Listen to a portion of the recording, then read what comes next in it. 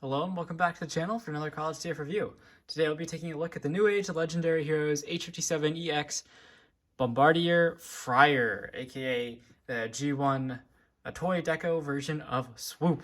And I'm really excited to take a look at this guy. I mean, just check out the sheen of those wings. They look fabulous. I got this guy from Shozi store, so check out the link in the description below if he's still available. And they come in and out of stock, so just keep an eye on the website if he is not available at that time.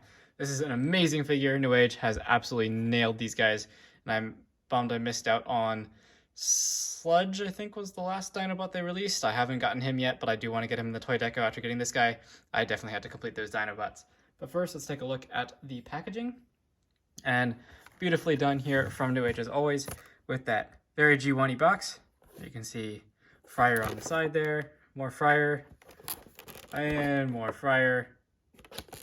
Guess what? More Freyr, and even more, and even more. So there you go, beautiful box. We do get, of course, instructions. This guy's transformation is very nicely done, but not super complicated. Very fun, very enjoyable. So that is the instructions. And then accessories-wise, not too many. So you do, of course, as you see here, get the full flight stand. Just taking him off the stand, you can see that this is fully posable. So you have a hinge here at the base, and it's nice and stiff. You also get kind of rotation there, and hinge here, and lastly hinge here. So lots of options. There's also several different ports on the bottom there, so you can use it many different ways, and you can use other Newage figures with that stand. You do also get two pairs of hands, one of which I have installed on him, and those are the normal fist hands. And you also get like these open hands that are also articulated at the wrist.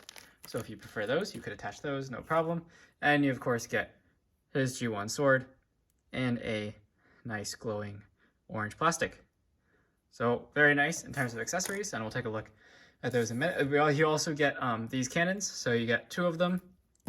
And these missiles are detachable. There's no blast effect with these, which I believe the G1 Toon version of this came with blast effects, but this one does not, unfortunately. But you could get that one and display it with the blast effects if you wanted to. And they do just port onto his wings right here. And you can also hold them in robot mode, which we'll take a look at once we get there. So as you can see, finally taking a look at Swoop as he comes packaged, or Freyr as he comes packaged in his alt mode, that being a pterodactyl. And he is looking fantastic.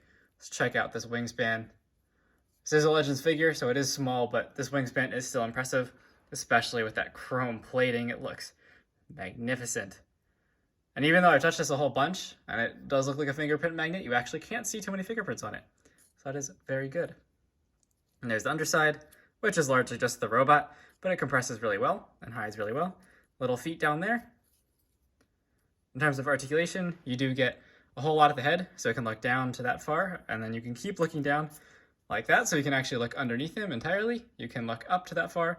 You can swivel side to side. And then the beak, of course, the jaw is open to there, and there is a port in here you can use with blast effects. It's like Grimlock came with one, and I believe the G1 Toon version also might come with a blast effect for the mouth. But so if you have those blast effects, you can use that. You can see how nice and transparent that whole section is. It does look a little ugly with that piece sitting in there, but I still think they did a really nice job. And then the wings are posable at several points. So you have the base hinge here. Then you also have a hinge right here you can bend, and of course a hinge at the wingtip. So lots of options there for how you want to display the wings. They're also transformation joints, of course. So, and lastly, for the feet, you can kind of move these up and down a little bit. Not very much. That's about as much as you get. And then you can, of course, pose these however you want. So if you want him to stand up, you probably could get him to balance, but I won't waste your time trying to figure out how to do that, as he is mainly, of course, meant to be flying, as he is a pterodactyl. It would have been nice had these like bent down a little bit, but due to the way he transforms, that wouldn't have really worked. So I think this is a fantastic, fantastic alt mode. Looks very reminiscent of the original G1 toy, which I am, of course, still trying to track down. But, so there is Swoop, and for some comparisons, here he is with the toy deco of Grimlock, who I reviewed on the channel, and, of course, Optimus Prime, also in the toy deco. And the more of the toy deco figures I get, the more I love these lines, the EX versions from Newage. The paint is phenomenal. They all look great. There's no paint chipping, very high quality, fantastic plastic. So just for some comparisons there, you can see Swoop is pretty big, as Grimlock is a big figure for Newage, but Swoop, even just in his length, is almost as long as Grimlock, and then his wingspan is much bigger. And then in comparison to Prime, you can see he is much bigger. He could easily give Prime a lift if Prime needed to go flying somewhere. So there are the comparisons, and we'll bring these two back in once we get Swoop transformed. Speaking of which, let's get into transformation. So again, not super complicated for Newage, still a little bit involved, but very well done.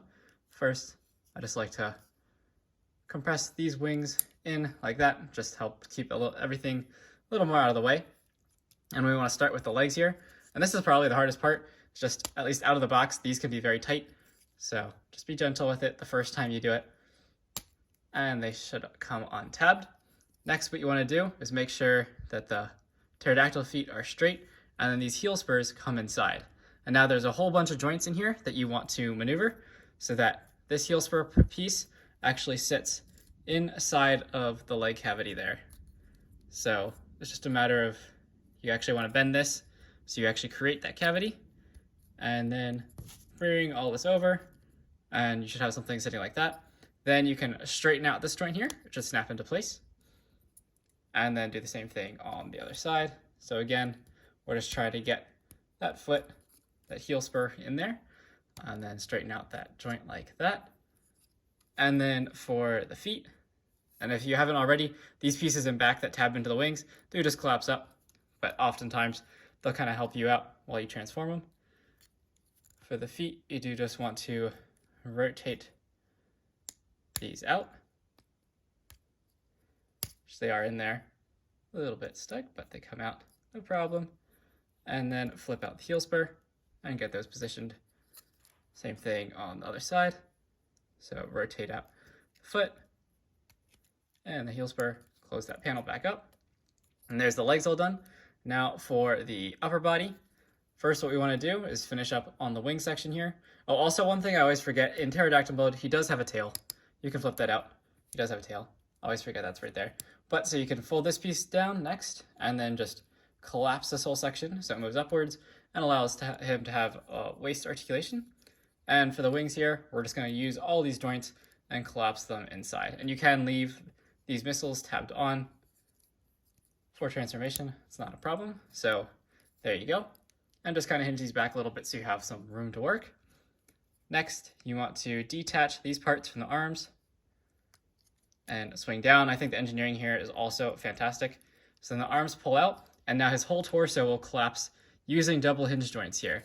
So you just want to maneuver all these pieces together like that, and then swing these pieces out to the side. Make sure this is fully collapsed, and then you can bring these panels up and they'll tab inside like that. Next, use the double hinge joints at the arms, rotate 90 degrees, and just flip out the fists here. They just rotate out like so. And then fold down the arms, same thing on this side. Just pull all that out, using all those hinges. And last but not least, you do want to tab in the beak section here. So there's that tab slot connection. And what I'd recommend is just kind of bringing it all down and then giving it a good squeeze. Does take a little bit of force sometimes. There we go. And that is tabbed in. And then the head does just detach from the back of the beak there. And you can position this horn. Usually, I think it's supposed to be a little higher for robot mode. And then just collapse these little red pieces inside like that. And here we have Freyr, aka the Toon Deco of Swoop, in his robot mode. And he looks absolutely phenomenal. Camera down here, get a better look at him. Bring him in, take a look at that face sculpt. You can see very nice silver and black, several different shades of black, like the gloss black for the visor, and then more of like the almost matte black for the sides. Tons of tampograph details all over him. Look really good. Imitating the stickers from the G1 toy. And there's the back. Beautiful wings.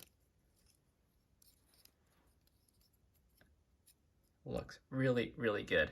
Articulation-wise, he can look up all the way, and he can look down to there. And if you use that transformation hinge, you can get him looking down into his chest. And he can tilt side to side and rotate the full 360, no problem. Shoulders up to that high. And you can actually, he has 2 joints in here, so you can actually go up to that high. So that's pretty cool. And you can rotate all the way around if you move the wings out of the way.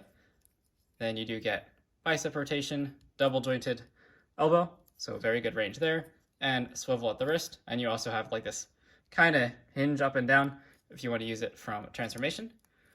Now for the torso, you do have to move some things out of the way to actually get everything to work. So just move the beak a little bit up, and you do get a very good full-on 90-degree ab crunch, which is really impressive. Then he also does have full waist rotation. You might have to move the backpack out of the way to really get use of it, but you do have full waist rotation. Then moving these hip skirts up, you can kick pretty high. As high as you can move the hip skirts, he can kick. And then in back, there is a butt flap. You can move out of the way, but to actually do that, you kind of have to use the ab crunch. But he can kick as far back as you can get all that to move out of the way, so that is pretty good too. You can do the full splits and a little more. It does have rotation at the thigh. You can use this joint, that robot joint, if you want to do something kind of funky there. And it looks more like he broke his leg, but if you wanted to use it, it is there. Then you do get a nice knee joint. It does kind of reveal that part once you go to a certain degree, but it is double jointed, so you do get lots and lots of range out of that. And you do get very good ankle tilt, and the toe can hinge up and down, as can the heel spur. So and the whole foot can also move. So you get lots and lots of posability options out of this guy for sure. Now bringing in his accessories, so 2 of them are of course tabbed onto him, and if you wanted to, he could wield the blasters, his missiles. If you wanted him to wield those, you could double wield those. You could have him wielding a sword in another hand. So there is Newage Freyr in his robot mode, and a very, very nice looking bot indeed. And in this mode, with the flight stand, so I kind of forgot to show where the flight stand pegs in. So in pterodactyl mode, there's the port, it's right there. A little bit of an unfortunate location for Swoop, but is what it is. Now in bot mode, I don't really see a port you're supposed to use. Not really sure. I don't think you can really integrate him onto the stand in bot mode, which is fine. I mean, he's really only flying in his pterodactyl mode. That's the only time he's supposed to be flying. That being said, the G1 bots tended to fly in all sorts of random situations. But here he is with Grimlock and Optimus, just so you can get a sense of scale. So he is a pretty big bot overall. I think he does scale nicely though. Grimlock is taller in his robot mode than Prime, so I think this works out really nice. All the Dinobots are supposed to be big and bigger than Prime, so I think it's a really nice scaling, and Grimlock is still taller than him in robot mode. So definitely recommend this figure if you haven't picked him up already, any of the molds, but in this case I'm reviewing the EX version and it is phenomenal. Definitely recommend the toy deco if you're into that kind of thing. Thank you so much for watching. Please like and subscribe if you like this video, and check out some of my other New Age reviews if you have not yet, or third-party reviews. Thank you so much for watching, and I'll catch you in the next review. See you then.